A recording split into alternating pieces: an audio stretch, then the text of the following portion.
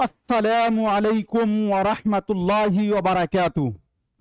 दोस्तों, मैं निशात अहमद आप तमाम साथियों का बहुत बहुत इस्तकबाल करता हूं, खैर मकदम करता हूं, वेलकम करता हूं। मर्तबा चैनल को सब्सक्राइब करके घंटी वाले आइकन को प्रेस कर नोटिफिकेशन को ऑल कर लीजिएगा।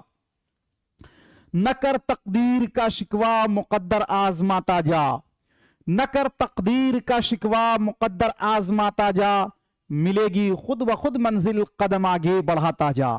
ध्यान दीजिएगा, सुनना और बोलना इब्तिदाई महारतें कहलाती है। देखिए, जबान की टोटल कितनी महारतें हैं? तो दोस्तों 4 महारतें। कौन कौन सी? LSRW। LSRW का मतलब हुआ, इसका मतलब हुआ सुनना, इसका मतलब हुआ दोस्तों बोलना, और इसका मतलब हो गया आपका पढ़ना, और इसका मतलब हो गया लिखना। ये 4 महारतें हैं। लेकिन एक चीज बताइए, आपके गांव में मान लीजिए कि 200 आदमी रहते हैं, उस 200 आदमी में से क्या सभी आदमी लिख सकता है, पढ़ सकता है? नहीं। लेकिन साथियों, जितना भी लोग होगा सब सुन सकता है और बोल सकता है। हां, इल्ला वो लोग जो कि साथियों कुदरती तौर पर क्या है, जे बहरा है या गूंगा है, तो वो नहीं बोल सकते हैं। तो दोस्तों, सुनना और बोलना जो है ये सब कर सकता है, चाहे वो पढ़ा लिखा हो या नहीं पढ़ा लिखा हो। इसीलिए सुनना और बोलना को क्या कहा गया है? इब्तिदाई महारत। क्या कहा गया है? इब्तिदाई महारत। जबान की 4 महारतों यानी LSRW में से 2 महारतें सुनना और बोलना क्या है? इब्तिदाई महारत है। उसके बाद दोस्तों बोलना और लिखना, बोलना और लिखना तकवियती महारतें कहलाती हैं, जिसको हम लोग बोलते हैं साथियों जे। तो बोलना और लिखना, हम किसी चीज को साथियों अगर आप तक पहुंचाना है तो हम कैसे पहुंचाएंगे? या तो बोलकर पहुंचाएंगे या तो लिखकर पहुंचाएंगे। इसीलिए बोलना और लिखना को तकवियती महारतें यानी कि तामीरी महारतें कहा गया है। उसके बाद जबान का मुताला क्या कहलाता है? साथियों, जबान का मुताला कहलाता है इल्मे लिसानियात कहलाता है। जबान को 3 हिस्सों में तकसीम किया गया है। जबान को कितने हिस्सों में तकसीम किया गया है? 3 हिस्सों में। कौन कौन सी जबान? तो साथियों, इशारों की जबान है, आवाजों की जबान है, और अलामतों की जबान है। देखिए, इशारा का मतलब यह है कि हम आपको बात कर रहे हैं, आप तो आपको हमने कहा, आपने क्या समझा? चुपचाप होने के लिए इशारा की जबान है। अच्छा, उसके बाद साथियों मान लीजिए कि हम यहां से उठ के चले गए चाइना। चाइना में जो छाऊ छू बोलते हैं, वहां पर तो आप कुछ नहीं समझ पाइएगा। आपको भूख लगी तो वहां क्या बोलेंगे? आप इशारा से कहिएगा कि हमको ये दे दीजिए, क्योंकि वहां की तो भाषा आपको समझ में नहीं आएगी। ये इशारे की जबान। यानी जब इंसान अपनी जरूरियात को पूरा करने के लिए जहां पर कुछ काम नहीं करता वहां इशारा। तो इशारों की जबान के बारे में आया कि कई लाख साल पहले ये जबान आई थी।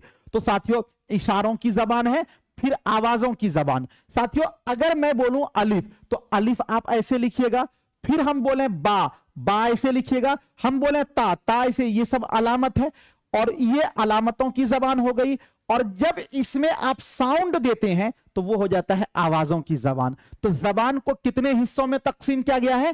3 हिस्सों में। इशारों की जबान, आवाजों की जबान, अलामतों की जबान। मादरी जबान से मुराद बच्चे के घर, कुंबा और आस पड़ोस में बोली जाने वाली जबान है, जिसे बच्चा फितरी तौर पर हासिल करता है। Mother tongue. अब देखिए, एक बच्चा कि कितने मदर टंग हो सकते हैं, ये भी मसला है, सवाल है साथियों। एक बच्चा का कई मदर टंग हो सकता है कि एक बच्चा की माँ जो है वो कहां हो, जी हिंदुस्तान की हो, और उसका बाप अमेरिका का रहने वाला हो। वो बच्चा अमेरिका में जन्म लिया, तो दोस्तों अमेरिका में जो उसके आस पड़ोस में जो बोली बोली जाएगी वो उसकी मदर टंग। कुछ दिन के बाद वो इंडिया में आया, तो यहां पर जो आस पड़ोस में जो बोली बोली जाएगी वो उसका मदर टंग। तो उसका 2 मदर टंग हो गया। तो दोस्तों यानी कि 2 मादरी जबान हो गई। अब यहां पर आपको समझना है कि मादरी जबान बच्चा कहां से सीखता है। तो मादरी जबान बच्चा जो है साथियों, वो बच्चे कहां, घर से सीखता है, मां की गोद से सीखता है, कुंबा और आस पड़ोस से सीखता है जी। और जिसे मादरी जबान को बच्चा फितरी तौर पर सीखता है, यानी बगैर किसी के बतलाए हुए तरीके पर ऑटोमेटिकली तौर पर यह सीख जाता है। कौन सी जबान? मादरी जबान। उसके बाद दोस्तों आपका आता है मुफ्त और लाजमी तालीम। मुफ्त और लाजमी तालीम का मतलब क्या हुआ साथियों? जिसे हम बोलते हैं शिक्षा का अधिकार अधिनियम 2009, जिसे हम लोग बोलते हैं RTE act 2009, right to education act 2009। तो मुफ्त और लाजमी तालीम 2009 1 अप्रैल 2010 को इसको लागू किया गया। दोस्तों 2009 में यह संसद से पारित हुआ। कोई भी कानून जब हमारे संसद के दोनों सदन, उच्च सदन और निम्न सदन जो लोकसभा सदन है, उच्च सदन जो राज्यसभा सदन है, दोनों सदनों से जब वो पारित हो जाता है तो वो राष्ट्रपति के पास जाता है, और जब राष्ट्रपति उस पर साइन करके साथियों नोटिफिकेशन निकाल देते हैं तो फिर वो क्या होता है, कानून का रूप ले लेता है। तो साथियों आरटीई एक्ट 2009 में तो ये पारित हुआ था, लेकिन इसको लागू किया गया है 1 अप्रैल 2010 को लागू किया गया था। इख्तिसाब एक फितरी अमल है जो बच्चे के पैदाइश के बाद से शुरू होता है। यानी हम किसी भी जबान का जो इख्तिसाब करते हैं वो कब, अब कोई बच्चा मां के पेट से तो नहीं ना सीखेगा भाई, पैदा होने के बाद ही ना वो घर की जबान सीखेगा। तो सब इख्तिसाब जो है वो साथियों पैदाइश के बाद से शुरू हो जाता है। लेकिन याद रखिएगा आमोजिश जो है वो पैदाइश के बाद शुरू नहीं होता है। आमोजिश कहां से शुरू होता है, तो आमोजिश शुरू होता है दोस्तों स्कूल से। और इख्तिसाब कहां से शुरू होता है, तो इख्तिसाब शुरू होता है मां की गोद से, मां की गोद से। ठीक है, ये बातें याद रखिएगा। चलिए पावलोव और स्किनर का मानना है जे, चलिए पावलोव और ये कुछ पॉइंट्स हैं, इसको हमें आगे देखते चलेंगे। और उसके बाद ये पावलोव और स्किनर का मानना है कि बच्चे जबान मश्क, नकल और रटने से सीखते हैं। यानी पावलोव और स्किनर ने कहा है कि बच्चे जो जबान सीखते हैं वो मश्क करके, रिपीट करके, नकल करके और रट करके सीखते हैं। नोम चॉम्स्की का मानना है कि बच्चे में जबान सीखने की सलाहियत पैदाइशी होती है। देखिए इब्राहिम नोम चॉम्स्की ने कहा था कि हर बच्चे के दिमाग में क्या होता है, लेड होता है, LAD, लैंग्वेज एक्विजिशन डिवाइस, यानी भाषा को कैप्चर करने का एक यंत्र यानी आला। वो सिर्फ महसूस किया जा सकता है, उसे देखा नहीं जा सकता। ये साथियों किसने कहा था, नोम चॉम्स्की ने। नोम चॉम्स्की ने कहा था कि हर बच्चे के अंदर भाषा सीखने की क्षमता क्या होती है, जन्मजात होती है। चलिए वायुगोत्स्की या फिर वायुगोत्स्की दोनों होगा।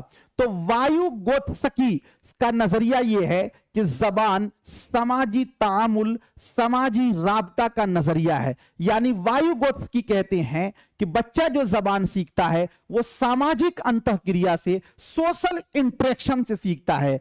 और साथियों पियाजे का नजरिया तामीराती नजरिया है, यानी बच्चे हवा से खमसा के जरिया इल्मी निजाम की तश्कील करता है। कसीर लिसानियात, ये कुछ पॉइंट्स हैं, बस पॉइंट्स को ही मैं दोस्तों आपको आगे कर रहा हूं। कसीर लिसानियात जबान की आमोजिश में रुकावट के बजाय एक वसीला के तौर पर इस्तेमाल करना चाहिए। हमने अभी पढ़ा है कि कसीर लिसानियात वो जबान है जिसके अंदर 2 या 2 से अधिक भाषाएं बोली जाए जिस कक्षा के अंदर। तो दोस्तों वहां पर जो कसीर लिसानियात है वो हमारे लिए रुकावट नहीं है, बल्कि वो हमारे लिए फायदेमंद है। तो कसीर लिसानियात जबान की आमोजिश में रुकावट के बजाय एक वसीला के तौर पर इस्तेमाल करती है। जे गलतियां आमोजिश का हिस्सा है, त्रुटि जो है वो अधिगम का हिस्सा है। ये बहुत अहम पॉइंट है। इसमें मुअल्लिम को हैरानी या नाराजगी नहीं होनी चाहिए। यानी एक उस्ताद पढ़ा रहा है, अगर बच्चे गलती कर दिए तो उसमें उस्ताद को गुस्सा नहीं होना चाहिए, हैरानी की बात नहीं है, ताज्जुब की बात नहीं है, इसलिए कि अगर बच्चा गलती करके ही सीखता है। जबान की 4 बुनियादी महारतें हैं। कौन कौन सी? सुनना, बोलना, पढ़ना और लिखना।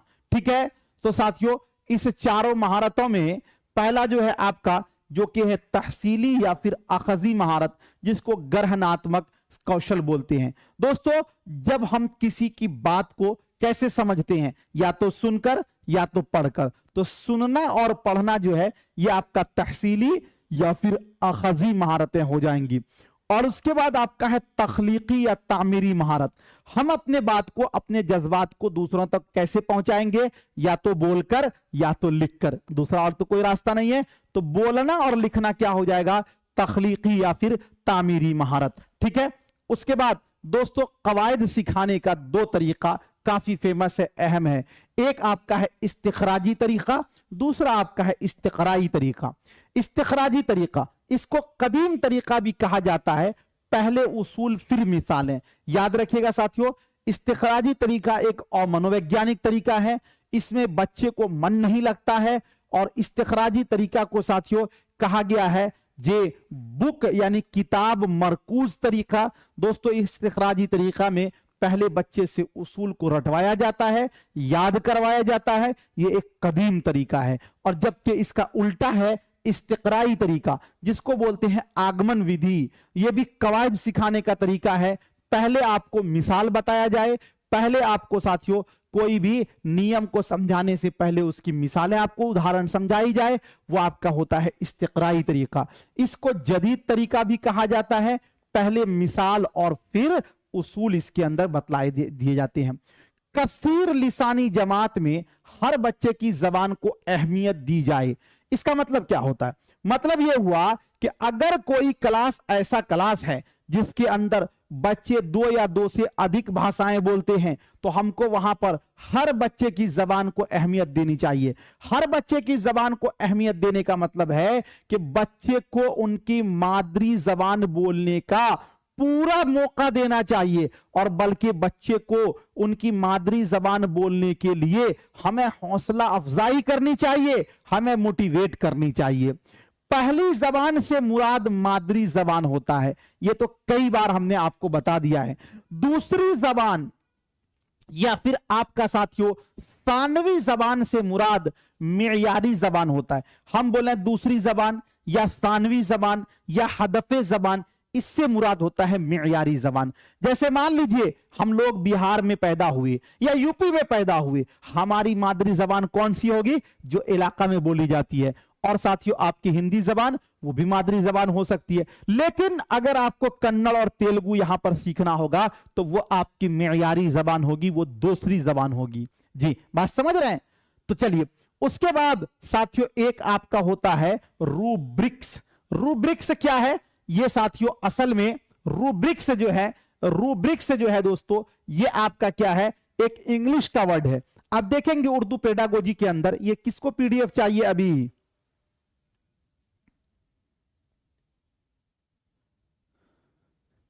क्या बीमारी है यार, अजीब हाल है।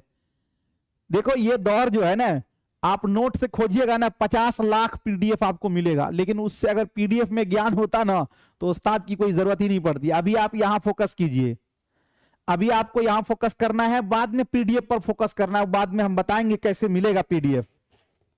समझिए दोस्तों उर्दू पेडागोजी में क्या होता है कि बहुत सारे अल्फाज ऐसे होते हैं जो सेम टू सेम इंग्लिश का उर्दू में लिख दिया जाता है, यानी रहता है इंग्लिश वर्ड लेकिन उसको उर्दू रस्मुल खत में लिख दिया जाता है। जैसे रूब्रिक्स, ये उर्दू इंग्लिश वर्ड है, उर्दू वर्ड नहीं है।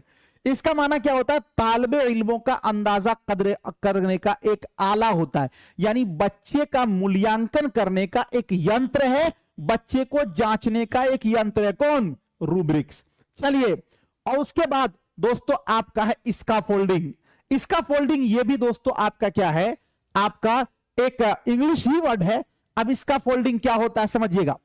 किसी काम को करने में तालिबे इल्म की मदद करना ही इसका फोल्डिंग कहलाता, यानी कोई काम आप कर रहे हैं उसकी मदद करना। जैसे आप सीटेट पास करना चाहते हैं तो हम आपकी क्या कर रहे हैं? मदद कर रहे हैं ना, हेल्प कर रहे हैं ना, आपको सिखा रहे हैं उर्दू पेडागोजी। लेकिन एक बात बताइए, हम जो आपकी मदद कर रहे हैं तो हम क्या होगा? ये काम जो हो गया इसका फोल्डिंग हो गया। जो मदद करता है दोस्तों उसको कहते हैं MKO। MKO का मतलब हुआ मोर नॉलेजेबल अदर, यानी दूसरे से ज्यादा जानने वाला। आपकी कोई कौन मदद करेगा? जो आपसे ज्यादा जानेगा वही ना मदद करेगा। अगर आपसे कम जानने वाला आपकी मदद करेगा तो निश्चित आपको गड्ढा में ले आके गिराएगा ही। तो दोस्तों इसका फोल्डिंग क्या होता है कि जब कोई काम आप करते हैं उसमें कोई जो सहायता। तो एक बात बताइए कि जिंदगी भर हम आपको पढ़ाते ही रहेंगे उर्दू पेडागोजी? नहीं, ये कुछ मुद्दत तक। कब तक? जब तक आप सीटेट पास नहीं करते हैं। तो दोस्तों क्या होता है कि इसका फोल्डिंग किसी काम को करने में तालिबे इल्म की मदद करना ही इसका फोल्डिंग कहलाता है। जैसे हम आपको अभी पढ़ा रहे हैं तो, लेकिन ये क्या होता है एक साथियों, ये आपका आर्जी चीज है। इसका फोल्डिंग क्या? आर्जी है। कुछ मुद्दत के बाद जब आपकी जरूरत पूरी हो जाती है, जब आप सीख लेते हैं, परिपक्व हो जाते हैं, तो फिर इसका फोल्डिंग खत्म हो जाता है। बात समझ रहे हैं? जैसे साथियों साइकिल चलाने में मदद लेना। आप साइकिल चलाने नहीं जानते हैं, पीछे से एक आदमी आपको पकड़े रहता है, क्या जिंदगी भर आपको पकड़े ही रहा? नहीं, लेकिन जो वो जो पकड़े हुआ है वो आपको इसका फोल्डिंग कर रहा है। इसका फोल्डिंग आरजी होता है, यानी ये साथियों ये क्या होता है? अस्थाई होता है, जो कुछ वक्त के बाद खत्म हो जाता है। यह नजरिया साथियों वायुगोत्स्की का है। इसका फोल्डिंग का नजरिया किसका है? यह सिद्धांत किसका है? वायुगोत्स्की ने कहा था कि हमें एक दूसरे का इसका फोल्डिंग यानी कि एक बच्चे को हमें ग्रुप में सिखाना चाहिए। ठीक है, चलिए। और उसके बाद दोस्तों आगे आपका है कोड स्विचिंग। ये 3-4 वर्ड जो है पिछली बार बड़ा आया था, इसलिए आप इसको समझ लीजिए। कोड स्विचिंग क्या होता है? कोड स्विचिंग कोड स्विचिंग और एक होता है कोड मिक्सिंग। देखिए, कोड स्विचिंग एक जबान में बोलते बोलते दूसरी जबान का इस्तेमाल करना कोड स्विचिंग कहलाता है। आप एक जबान बोल रहे हैं, बोलते बोलते दूसरी जबान आप इस्तेमाल कर रहे हैं, तो दोस्तों वो आपका क्या है? कोड स्विचिंग है। कोड स्विचिंग जैसे साथियों हमने बोला जी ओपन द डोर, अगला नहीं समझ पाया, हमने कहा दरवाजा खोल दो। एक जबान बोल रहे हैं ओपन द डोर, कैसा हालुक, आप कैसे हैं? या आखी, या मेरे वो दोस्त, या मेरे भाई, आप कैसे हो? जी नहीं समझ पाया, तो हमने कहा कैफा हालुक, आप कैसे हैं, उसको उर्दू में बोल दिया। एक जबान बोलते बोलते दूसरे में साथियों आप क्या कर दे रहे हैं? कन्वर्ट करना, दूसरी जबान का इस्तेमाल करना। जैसे ओपन द डोर बोला, आपने कहा फिर दरवाजा खोलो, तो उसी का आपने ट्रांसलेट कर लिया, ये आपका हो गया कोड स्विचिंग। एक होता है कोड मिक्सिंग। कोड मिक्सिंग का मतलब होता है मिक्स करना। मिक्स करने का मतलब जैसे आप क्या बोलते हैं? मेरा रिजल्ट आ गया। अरे भाई, मेरा आ गया, ये दोनों वर्ड क्या है? आपका उर्दू है या हिंदी है, लेकिन रिजल्ट जो है ये आपका क्या है? जे रिजल्ट जो इंग्लिश का वर्ड है, आपने इंग्लिश में डाल दिया। जैसे मैंने आपको बोला कि जे मेरा जो है ना, जे मैं बाइक चलाता हूं, ठीक है, चलाता हूं मैं, दोनों आपका उर्दू वर्ड है, लेकिन बाइक क्या है? इंग्लिश है। यानी साथियों कुछ अल्फाज को जब आप मिक्स कर देते हैं वो आपका क्या है? कोड मिक्सिंग है।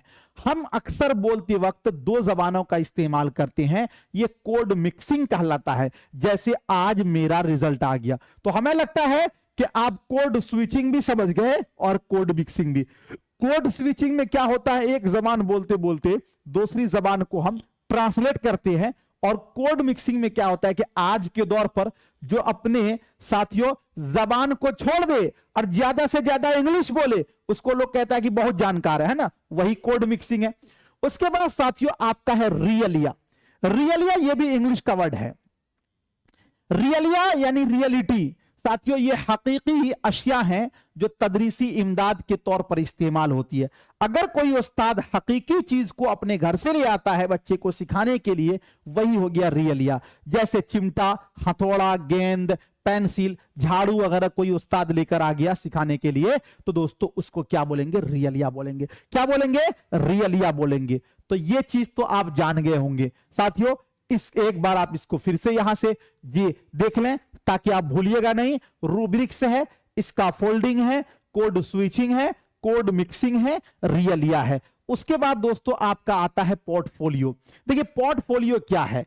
पोर्टफोलियो ये एक तरह का बस्ता है जिसमें किसी शख्स या तलबा की जिंदगी के मखसूस पहलू, जमाना ए तालिब इल्म का काम जी की कामयाबियां और वो सभी मालूमात जिसका ताल्लुक तलबा या मुतअल्लिका शख्स से हो, पोर्टफोलियो कहलाता है। यानी कोई भी चीज आप जब सीखते हैं, आपके तमाम लेखा जोखा को, आपकी हाजिरी, आपकी गैर हाजिरी, आपका परसेंटेज, आपका नंबर, आपका सारी एक्टिविटीज को जिसमें नोट किया जाता है वो होता है पोर्टफोलियो। पोर्टफोलियो हमारे अपना मुहासबा करने के लिए बहुत जरूरी है। हम कितने हाजिर थे, कितने परसेंटेज हमारी थी, ये सारी चीजें उसी को बोलते हैं। यानी एक तरह का आप समझ लीजिए कि एक तरह का आपका बस्ता होता है। कौन? पोर्टफोलियो। यानी उसके बाद दोस्तों एक आपका आता है क्लोज टेस्ट। देखिए हम बोलते हैं क्लोज, क्लोज पर गौर कीजिएगा दोस्तों। CLOZE, SE नहीं है, ये CLOZE, क्लोज टेस्ट।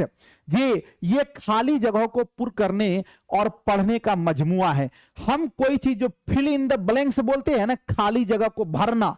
दोस्तों कोई चीज लिखा हमने जी, और उसके बाद लिखने के बाद हमने बीच में डॉट डॉट कर दिया, फिर हमने लिखा, तो ये जो बीच में खाली छोड़ दिया जिसको भरा जाता है, इसको तो आप अपने मन से भरते हैं, इसी को बोलते हैं क्लोज टेस्ट। क्या बोलते हैं इसको? Cloze test. क्वेश्चन में पूछा गया है और खाली जगह भी ऑप्शन में दिया गया था, तो खाली जगह नहीं होगा साथियों, जो खाली जगह को भरना है उसको बोलते हैं क्लोज टेस्ट। क्या बोलते हैं? Cloze test. उसके बाद दोस्तों एक आपका आता है BICS, जिसको बोलते हैं बिक्स। समझिएगा, BICS, किस्मत का वो अभागा होगा वो शख्स जो इतनी कीमती साथियों सेशन को छोड़ देगा। जी मैं आपको बताऊं कि हम लोग इतनी मेहनत करके ये सब सेशन तैयार करते हैं कि अब तक जो भी आपके सवालात बनने के चांस होते हैं उस सभी को आपके सामने जी प्रेजेंटेशन के तौर पर आपको दिखाते हैं, समझाते हैं। लेकिन फिर भी कुछ लोग कहते हैं जल्दी देखना, जल्दी भागो। क्या जल्दी है भाई? अरे समझ तो लो अच्छे ढंग से, आपको काम आएगा। चलिए दोस्तों, आपका एक है BICS, बिक्स। बिक्स क्या होता है? Basic interpersonal communicative skills. ये क्या होता है कि दोस्तों जो रोजमर्रा की जिंदगी में, जैसे मान लीजिए कि आप घर जाते हैं तो क्या बोलते हैं कि ए अम्मा जान खाना मुझे जल्दी से दे दीजिए, ऐसे ही बोलते हैं। लेकिन आप जाइए होटल में तो होटल वाले को क्या बोलते हैं? ए जी क्या क्या है खाना में, जल्दी दीजिए। दोनों का फर्क है। आप जाइए किसी ऑफिस में, वहां कौन सी भाषा बोलिएगा, लेकिन आप घर में अपने साथियों के साथ कौन सी भाषा बोलिएगा, दोनों में फर्क है।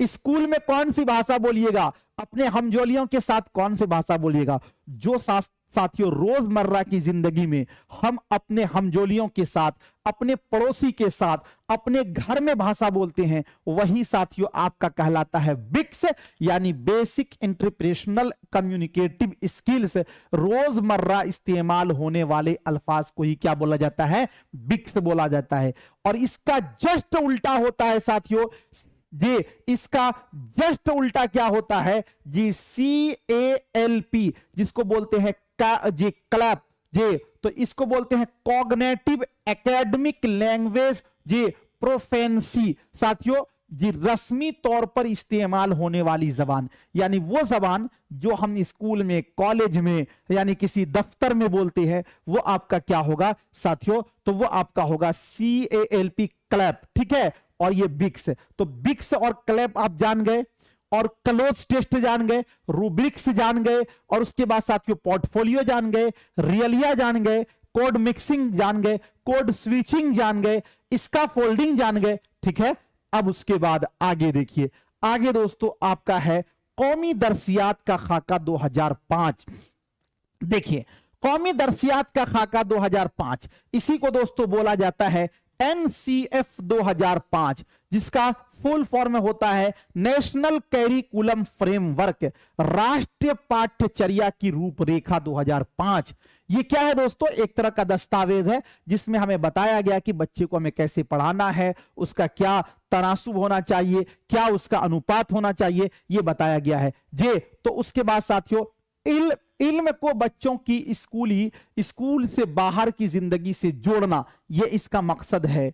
इक्तिसाबी अमल को रटने के तरीके से अलग करने को यकीनी बनाना, यानी हमें रटंतु प्रणाली नहीं अपनाना, बच्चे को समझने पर फोकस करना। तो वही कहा गया कि इक्तिसाबी अमल को रटने के तरीके से अलग करने का यकीनी बनाना, यह इसका लक्ष्य है। किसका? कौमी दरसियात खाका 2005 का। दरसियात को इस तरह से भरपूर होना चाहिए कि वो बच्चों को निसाबी किताब मरकूज बनाने के बजाय उनमें हमा जिहत तरक्की का मौका फराहम करें। यानी दरसियात इस तरह का हो कि बच्चा सिर्फ किताब पर ही फोकस ना करे, बल्कि उससे बाहर भी वो सोचे। कौमी दरसियात का खाका 2005 का ख्याल है कि बच्चे अपने इल्म की तश्कील खुद करते हैं। ये बहुत ही VVI है साथियों, लर्निंग बाय डूइंग, यानी इनका कहना यह है कि बच्चे खुद सीखते हैं।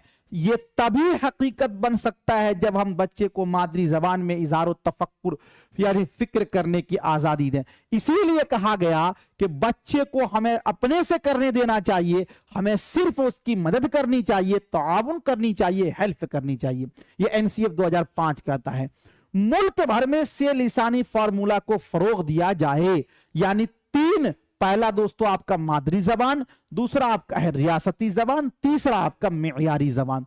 जी, स्कूल का निजामुल औकात लचीला होना चाहिए ताकि सरगर्मियों को मकाम मिल सके। आपने देखा होगा कि स्कूल का जो टाइम टेबल है वो बच्चे के अनुसार फिक्स होता है।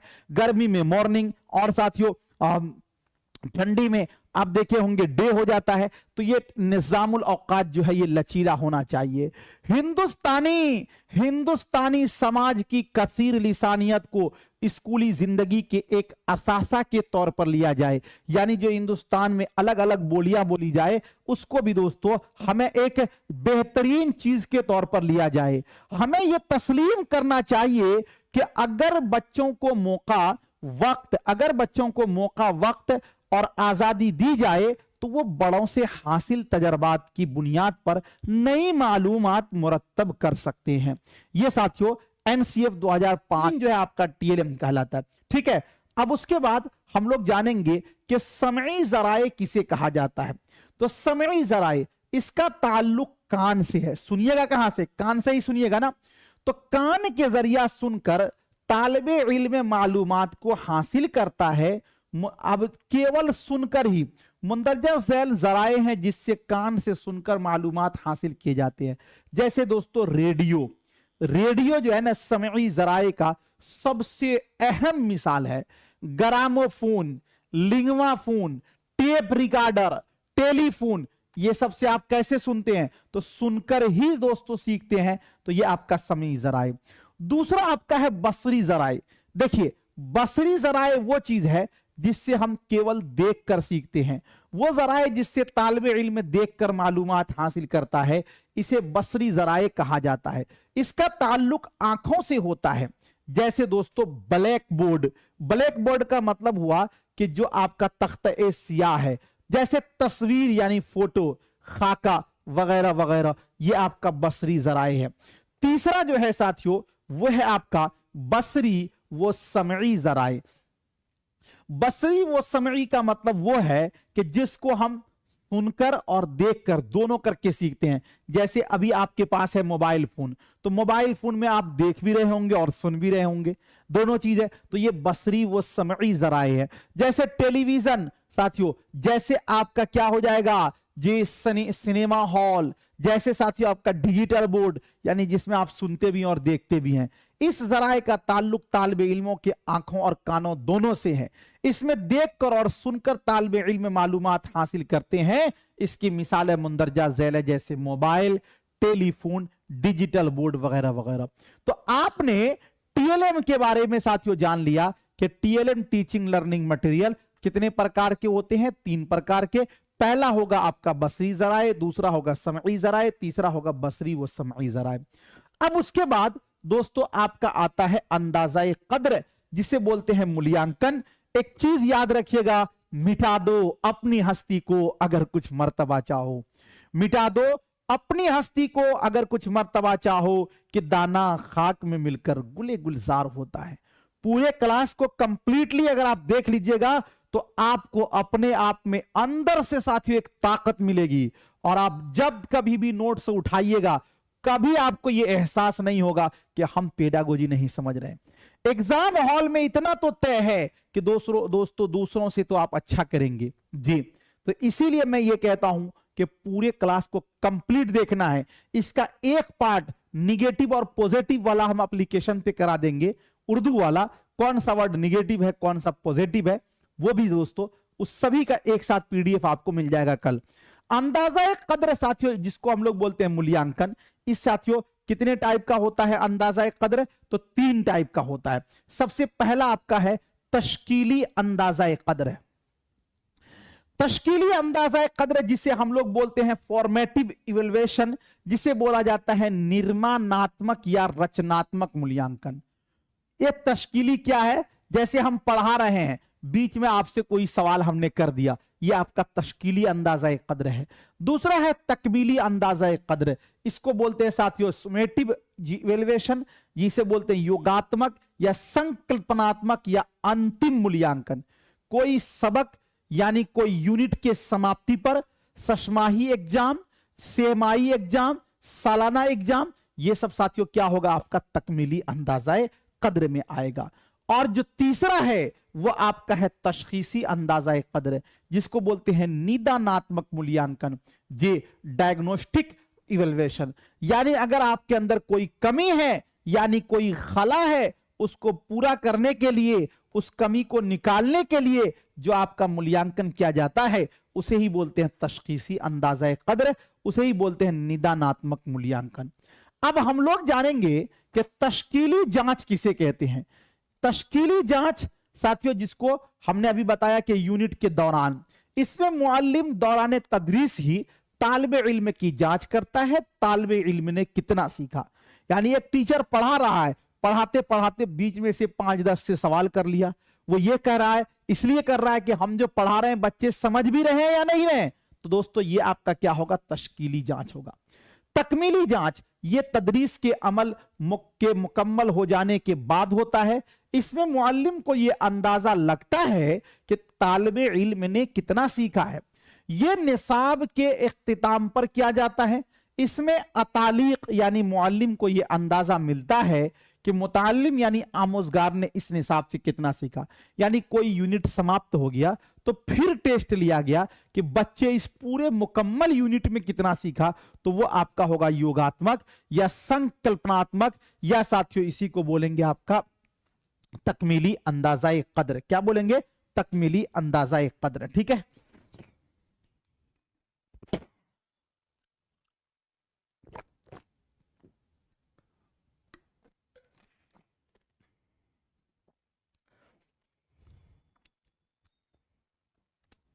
उसके बाद आगे है,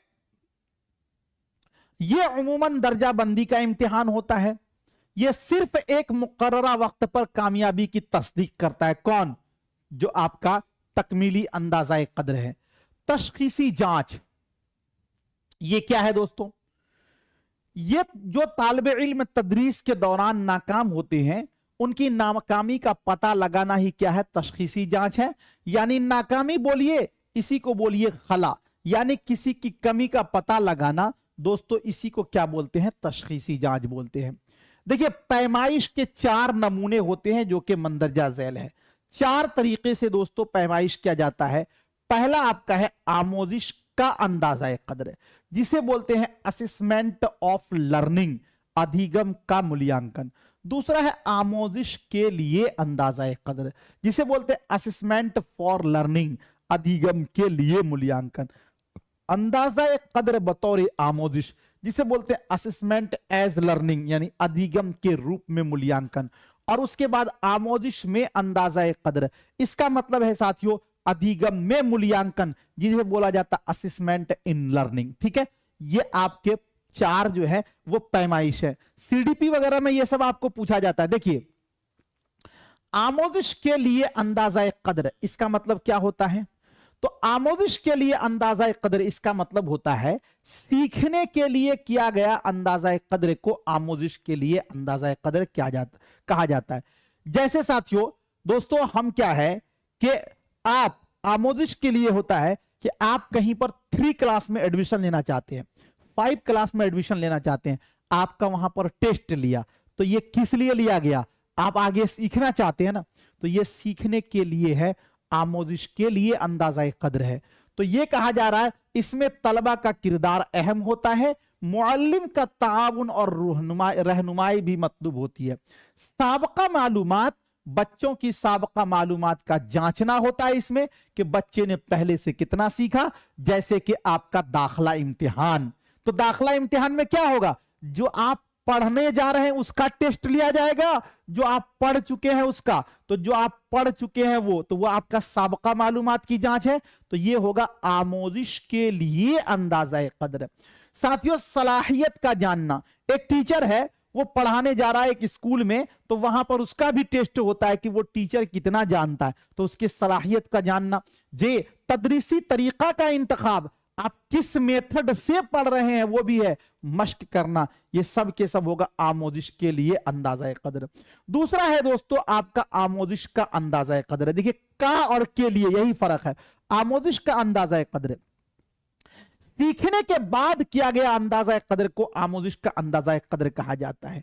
जैसे दोस्तों, एक तो आप दाखला इम्तिहान है, आप किसी स्कूल में एडमिशन लेना चाहते हैं तो वहां पर आप क्यों, आपका टेस्ट होगा आमोजिश के लिए होगा। लेकिन पूरे साल आप पढ़े हैं एक स्कूल में तो वो स्कूल आपसे एक टेस्ट लेगा।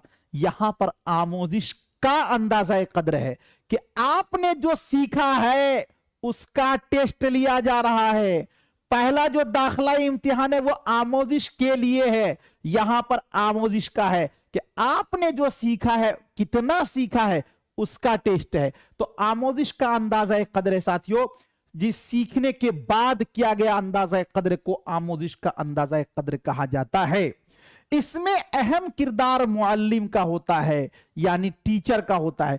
किसी भी काम के इख्तिताम पर किया गया अंदाजा कद्र, कोई काम आपका मुकम्मल हो गया, उसके बाद आपका जो जांच किया गया वही होगा आमोजिश का अंदाजा। ये एक मुतअय्यना मुद्दत के बाद तलबा की आमोजिश की पैमाइश की जाती है। जैसे दोस्तों, आपका सालाना इम्तिहान, शशमाही इम्तिहान, जी सेमाई एग्जाम, ये सब होगा आमोजिश का जी अंदाजा कद्र। तदरीसी अमल में आमोजिश की गलतियों की जानकारी इसमें मिलती है और अंदाजा कद्र ग्रेड और नंबर, जाहिर सी बात है जब आपका एग्जाम होगा तो उसमें ग्रेड और नंबर तो आपको मिलेगा ही। उसके बाद दोस्तों आपका है आमोजिश में अंदाजा कद्र, तदरीस के दौरान ही अंदाजा कद्र। आप पढ़ रहे हैं उसी के दौरान आपका टेस्ट लिया गया, वो आपका होगा आमोजिश में अंदाजा कद्र। चौथा है अंदाजा कद्र बतौर आमोजिश। जब बच्चा खुद से खुद का अंदाजा कद्र कहता है तो दोस्तों उसका बोलते हैं अंदाजा कद्र बतौर आमोजिश। अपना मूल्यांकन खुद से, अरे कभी कभी हम नहीं अपने मन में सोचते हैं ओहो सीटेट पढ़ लेते हैं ना, एक ही बार में निकल जाता, फलना जो है ना उसके चक्कर में पढ़ के हम कहां चले गए, बर्बाद कर दिया, मेरा टाइम को सबको बोकस बर्बाद कर दिया। अरे इस दोस्ती के चक्कर में जो है ना अपने लाइफ को बिगाड़ लिए। अरे फला तो हमसे कमजोर था, वो किसी यूनिवर्सिटी कॉलेज में नहीं पढ़ा, वो नौकरी ले लिया। जी ऐसा मिलेगा दोस्तों। आगे जब जाइएगा आप एक चीज याद रखिए, आगे जब आप आएंगे ना तो अभी तो आप एक फर्स्ट सोपान, फर्स्ट सीढ़ी में है, आपके साथ हजार जो सैकड़ों साथी हैं, इसमें से बहुत बहुत तुर्रम खान यहीं अटक के रह जाएंगे और जिसको सब कह रहा होगा कि ये तो कुछ नहीं जानता, कुछ नहीं जानता, उसी का सिलेक्शन पहले हो जाएगा। तब आपको पछतावा आएगा कि अरे हमने तो जाना था बहुत लेकिन हम सही इस्तेमाल नहीं कर पाए। दोस्तों आपको जानकारी बहुत हो लेकिन उसका इस्तेमाल सही से आप नहीं कर पाए तो वैसी जानकारी किस काम की, बात समझ रहे हैं जी। इसीलिए मैं कहता हूं कि दोस्तों अगर आपको एग्जाम को निकालना है तो सबसे पहले है कि आप एक शांति मिजाजी से पढ़िए और बिल्कुल एक ध्यान से पढ़िए। आजकल होता क्या है कि हम लोग दोस्ती यारी के चक्कर में अपने मेन मकसद से, ट्रैक से हट जाते हैं, जिसके वजह से साथियों हम पढ़ नहीं पाते हैं और फिर जब चिड़िया चुग गई खेत तब पछतावत का होवे है। यानी जब हमारे हाथ से मौका निकल जाएगा, सीटेट भी निकल जाएगा, टीआरई 4 भी निकल जाएगा, तब हम झकेंगे, ओह तब हम किसी को कहानी सुनाएंगे जब हम नाकाम रह जाएंगे, हम तो पढ़ने में बहुत तेज थे, फला जो टीचर हो गया हम उसको टीचर थोड़ी मानते हैं। अरे आप मानो या नहीं मानो, अपनी तारीफ कोई खुद से करेगा तो उसको कोई अच्छा कहेगा। तो इसीलिए वो नौबत ही नहीं आए, पहली बार में आपको सीटेट निकालना है और पहली बार में बीपीएससी निकालना है। बात समझ रहे हैं आप, ध्यान से देखिए, उकताइए नहीं, अब परेशान नहीं हुई। आपसे ज्यादा मैं मेहनत कर रहा हूं तो मैं नहीं उकता रहा हूं तो आप क्यों उकताएंगे। चलिए तो दोस्तों अंदाजा कद्र बतौर आमोजिश का मतलब है जब बच्चा खुद से खुद का अंदाजा कद्र करता है, यानी अपना मूल्यांकन खुद से करता है, तो उसी को बोलते हैं अंदाजा कद्र बतौर आमोजिश। इसका ताल्लुक तशखीसी जांच से होता है, यानी अपनी कमी को निकालने से होता है। तो दोस्तों ये 4 चीजें जो है मैंने आपको बताया कि 4 जो है आमोजिश के क्या है, पैमाइश है। आमोजिश का अंदाजा कद्र, आमोजिश के लिए दाखला इम्तिहान में जा रहे हैं, वहां पर टेस्ट लिया गया, आमोजिश के लिए है। पूरे साल सालाना इम्तिहान हुआ, शशमाही एग्जाम हुआ, आमोजिश का है। अंदाजा कद्र बतौर आमोजिश, पढ़ने के दौरान साथियों आमोजिश में पढ़ने के दौरान है, अंदाजा कदर बतौर आमोजिश अपना जांच खुद कर रहे हैं तो वो अंदाजा कदर बतौर आमोजिश हुआ। ये 4 चीजें आपकी यहां पर है। आगे चलते हैं और आगे चीजों को आपको देखते हैं और समझने की कोशिश करते हैं दोस्तों। जे आगे आपका है, ये कहने को ना मिले कि दोस्तों हमें और भी करना है। कहते हैं कि मंजिल की जुस्तजू है तो कर जोहद मुसलसल, मंजिल की जुस्तजू है तो कर जोहद मुसलसल, यूं मुफ्त में चांद सितारे नहीं मिलते। अगर आपको कुछ पाना है तो कुछ खोना पड़ेगा, ऐसे ही कोई चांद सितारा नहीं मिल जाता। किसी को कुछ पूछना है तो आप पूछ सकते हैं दोस्तों। जे